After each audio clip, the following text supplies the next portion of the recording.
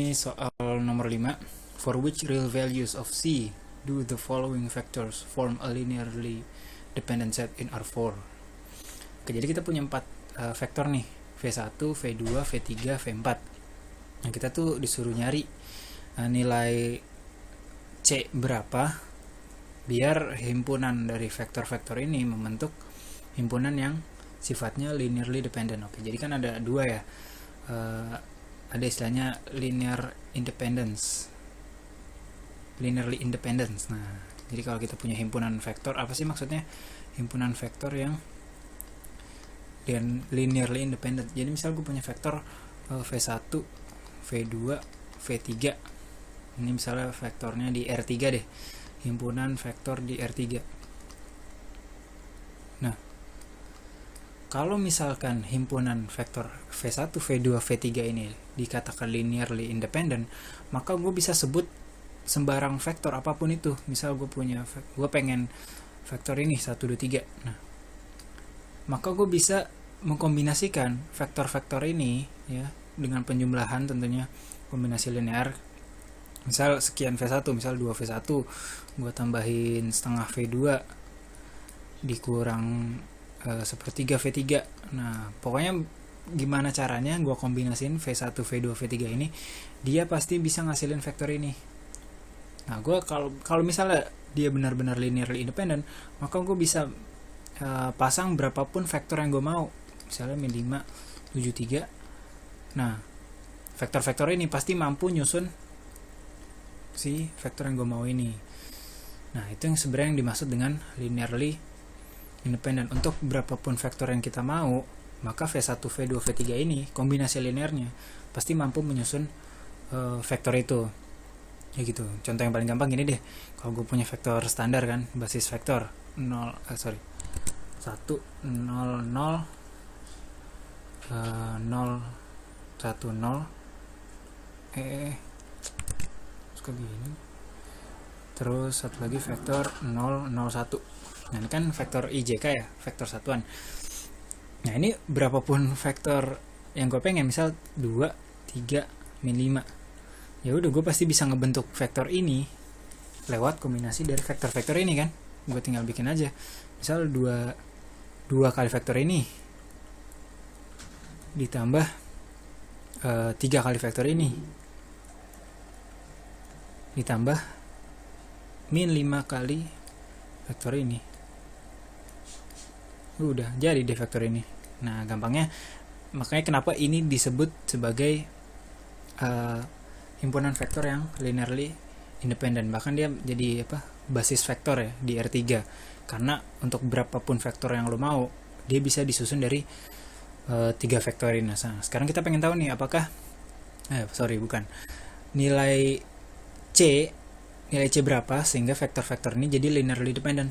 Nah, linearly dependent itu kebalikannya dari independent. Jadi kalau linearly independent itu salah satunya tadi, kalau gue punya vektor berapapun itu, gue bisa susun dengan 3 vektor ini.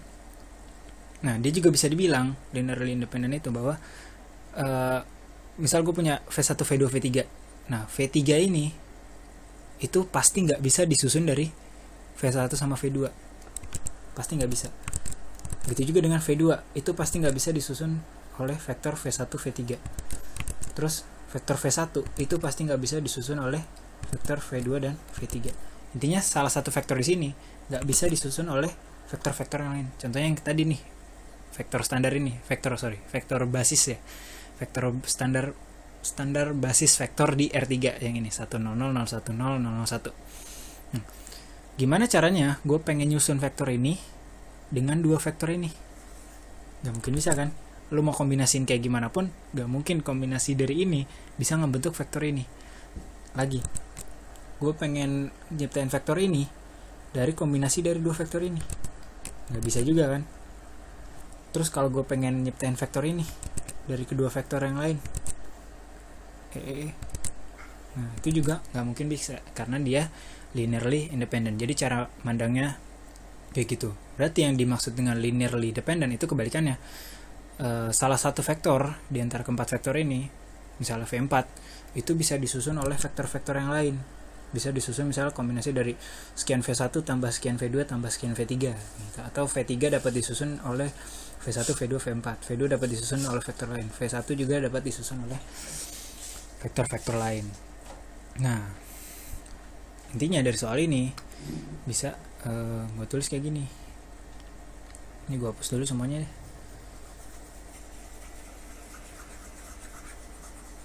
Ini sebenarnya teorinya kayak gitu ya. Kalau pengen lebih detail coba cari di YouTube, kayaknya banyak. Nah ini kan kombinasi linear ya, kata kuncinya adalah kombinasi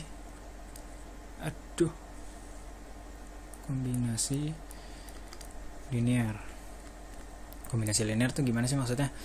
Oke, berarti kalau gue punya vektor ini V1, berarti C1 dikali 1, 0, 0, 1 ditambah C2 dikali 0, 1, min 1, 0 ditambah C3 dikali min 1, 0, min 1, 0 ditambah C4 dikali 1, 1, 1 C.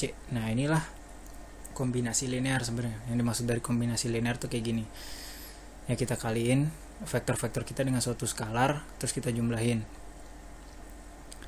Nah kalau kita pengen nyatakan bahwa dia adalah linearly independent ya, maka satu-satunya cara agar hasil dari kombinasi linear ini 0, 0, 0 itu adalah ketika C1, C2, C3, C4 nya harus bernilai 0. Satu-satunya cara ya. Ini gue lagi ngomongin kalau dia linearly independent. Nah kalau kita pengen kombinasi linear ini hasilnya 0 semua, dia baru bisa dikatakan linearly independent kalau C1, C2, C3, C4 nya 0. Gak bisa angka lain. Cuman angka 0 lah yang bisa ngebuat kombinasi linear ini hasilnya jadi 0, 0, 0. Nah, nanti mungkin setelah UTS lu bakal ngebahas lebih detail ini semua ketika ada bahasan null space, ya kan? Nanti lu juga bahas juga tentang range, apalagi span gue gak tau udah dibahas atau belum. Terus ada subspace, gitu. Nah tapi intinya kalau dia linearly independent, maka satu-satunya cara yang boleh agar kombinasi linear ini bernilai 0 adalah ketika C1, C2, C3, C4 nya bernilai 0. Kalau misalnya C1 nya bernilai 3 gitu, oh bisa C1 nya 3 yang lainnya 0, tapi ini hasilnya 0, berarti dia linearly dependent. Secara teorinya kayak gitu. Nah tapi kalau kita mau ngebuktiin itu gimana, sebenarnya bisa banyak cara. Lu bisa pakai bisa pakai eliminasi kayak Gauss ya, eliminasi Gauss ya, atau row echelon form. Ini kan kalau gua kaliin jadinya apa? C1 kok putih, C1 ditambah C2 kali 0 berarti 0 ya, tambah 0, atau nggak usah gue tulis, C3 kali min 1 min C3 tambah C4 ya, tambah C4 tambah dengan 0, ini jadi 0 C2 C3 kali 0 C4 tambah dengan 0, ini 0 min C2 C3 kali min 1 min C3 tambah C4 sama dengan 0. Satu lagi ya, C1 0 juga, C4 kali C. Nah lu bisa solve ini nih pakai Gaussian. Nah, tapi jawabannya kalau misalnya dia pengen linearly independent, maka satu-satunya solusi itu cuma boleh ketika C1, C2, C3, C4 nya harus bernilai 0, baru dia dikatakan linearly independent. Nanti kalau lu nemu nilai bahwa ternyata untuk solusi ini C1 nya 3 gitu, atau C2 nya min setengah, sisanya 0 tapi C2 nya min setengah. Nah ini maka dia linearly dependent. Nah tapi cara ini agak ribet bukan agak ribet, agak panjang. Kalau gue lebih cenderung pakai kita ngitung determinannya aja, determinan dari matriks ini, matriks yang ini nih. Nah ini kalau gue ubah jadi matriks gimana? Ya udah sebenarnya ngeliat ini aja kan, 1 0 min 1 1 0 1 0 1 0 1 0 1 0 1 0 min 1 min 1 0 0 min 1 min 1 0. Kebiasaan nih 1 0 sorry 0 min 1 min 1 1 ya, terus 1 0 0 C 1 0 1 0 0 C. Nah inilah matriks kita, matriks dari persamaan ini ya kan. Nah ini sebenarnya kita tinggal cari determinannya aja. Kalau dia determinannya sama dengan 0, kalau determinannya, ingat ya, determinannya sama dengan 0, maka dia udah pasti linearly dependent. Nanti kita tinggal cari aja nilai C berapa sih yang ngebuat dia determinannya sama dengan 0. Kalau dia tidak sama dengan 0, ya berarti dia linearly independent. Nah nanti ini apa sih maksud determinan, nanti ada hubungannya sama ini nih. Ketika lo cari null space, range, span, apa sih sebenarnya maksud dari determinan. Nanti kalau dia determinannya ada nilainya, oh berarti dia nanti full rank dan lain-lain kayak gitu. Nanti gue kasih link aja di video ini, ada penjelasan bagus tentang determinan, tentang null space dan lain-lain. Tapi ya untuk keperluan ngebahas soal ini aja, ya udah kita tinggal nyari agar determinan dari matriks ini itu bernilai 0, maka C-nya harus berapa. Ya udah. Nah, itu aja. Bentar, dihapus dulu. Oke, ini kan determinan dari matriks 4x4 ya. Nah, kalau matriks 4x4 gini, kita nggak bisa pakai metode Sarus kan. Metode Sarus itu cuma berlaku untuk matriks 3x3 aja. Ya udah, mau nggak mau kita harus pakai cara minor itu ya. Minor cofactor atau minor apalah. Pokoknya ada minor-minornya. Nah, kita bisa pilih nih baris ataupun kolom apapun, sebenarnya bebas, bisa baris 1, baris 2, baris 3, baris 4. Kenapa sih? Sorry. Bisa baris ini juga, terus bisa juga baris yang ke 4 ini juga bisa, atau kita pilih kolomnya juga bisa. Ini kolom ini, kita mau milih kolom ini, kolom ini, kolom ini, bebas. Nah, jadi cara ngitungnya gini, misal gue karena pengen gampang ya, gue cari yang banyak nolnya. Misal kayak kolom ini deh. Nah, gue pilih kolom ini. Oke. Nah, berarti pertama di kolom ini kan ada elemen 1 ya. Nah, kalau gue pilih elemen 1, maka dia determinannya bakal gini. 1 dikali dengan determinan dari matriks ini. Set. Ini gue tutup semua matriks ini. Nah, gitu cara ngitungnya ya. Nah, berarti ini matriksnya berapa? Kalau ini gue tutup, ini kan jadinya 1 0 1 min 1 min 1 1 0 0 C. Nah, ditambah dengan 0 ya kan, karena yang kedua ini 0. Tapi sekarang kita nutupnya gini, set. Nah gitu. Kalau gue tutup gini, maka matriksnya jadi gimana? Bla bla bla kan. Tapi nggak peduli, kenapa kan? Karena ini 0 kan, 0 dikali determinan matriks berapapun, ya hasilnya tetap 0. Makanya gue tadi milih kolom yang atau baris yang banyak nolnya gitu ya. Gue nggak peduli ya, bodo amat, hasilnya pasti 0. Nah terus gue pilih lagi yang ini, di kolom ini kan, di baris ketiga, kolom 1 baris 3. Nah dia harus gini nanti, set. Nah, 0 dikali matriks itu bla bla bla ini. Tapi lagi-lagi karena ujung-ujungnya bakal dikali dengan 0, ya udah gue nggak peduli. Tinggal yang terakhir deh. Oh ya, jangan lupa dia selang-selang ya, ada plus minusnya, gue lupa ngasih tahu.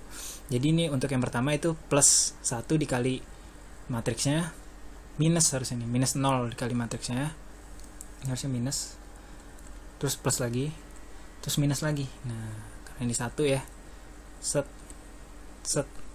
Nah, berarti dia 1 dikali matriks ini 0 min 1 1 1 0 1 min 1 min 1 1. Nah, intinya kayak gini. Ya udah, kita tinggal hitung aja ya. Ini adalah hasil determinannya. Oke, ganti warna kayak boring amat. Apa ya?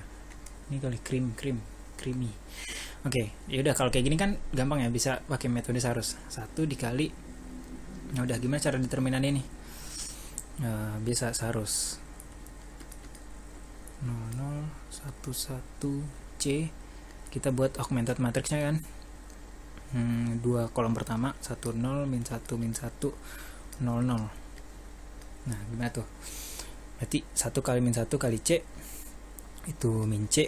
Ini 0 0 0 udah pasti 0 ya. Ini juga udah pasti 0. Terus dikurang dengan ini 0. Ini 0 juga, ini 0 juga, ya udah 0. Aduh, 0. Ya intinya ini determinannya 1 dikali dengan, jangan lupa ini ada pengalinya di sini. 1 dikali min C, berarti dia min C. Nah, sekarang determinan yang ini gimana? Ini warna biru. Min 1 dikali dengan, wih terang banget. Jangan ini deh. Agak ini aja deh. Nggak kelihatan.